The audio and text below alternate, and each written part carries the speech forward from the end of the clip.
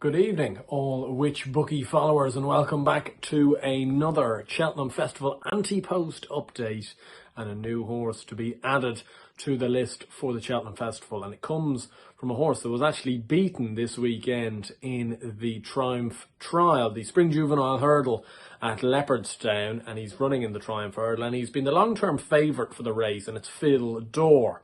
Now, Phil Dore has drifted out to a bigger price as 7-1 for the Triumph, which I just think is a gross overreaction to what has actually taken place this weekend. And what's happened is that the form line of Pied Piper and Vauban has been very well documented and advertised after that race back at Punchestown. HMS Seahorse was back in third, a good horse of the Nolans, who might have a chance in the Boodles if he went down that route. He's running at Ferryhouse on Wednesday.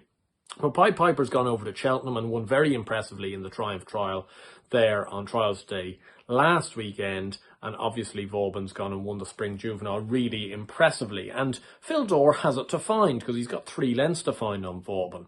That being said, I think there's a few angles that one can go at Phil Dore here, one of them being the ground. He's run 4 times in Ireland, 2 times on soft ground and 2 times on better ground.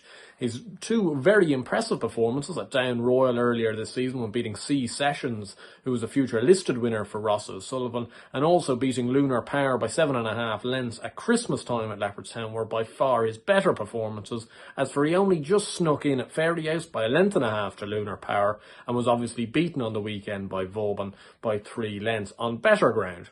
The Triumph Hurdle, as much as it's not going to be on probably heavy ground, realistically, is not going to be on rattling ground either, and it's going to be that little bit softer, which is going to suit Phil Dore and potentially brings him back into the reckoning in this race.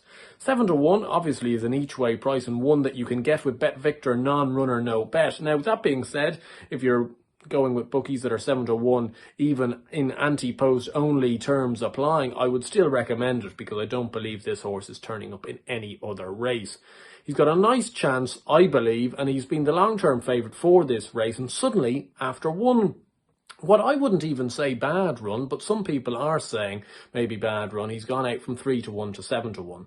There's 2 very interesting, improving horses in Pied Piper and Vauban in front of him in the betting, but it was interesting to see that obviously Gordon Elliott still said after Pied Piper's victory that he felt Phil Dore might be the better horse still, and I think if Gordon Elliott had his time again, Phil Dore wouldn't have ran on the weekend. And if he hadn't run at the weekend and Vauban had beaten, the likes of Ben Siegel and the tide turns, I think Phil Dore would still be in the mix at around a 7-2, 4-1 price. Instead, we're getting near on double that.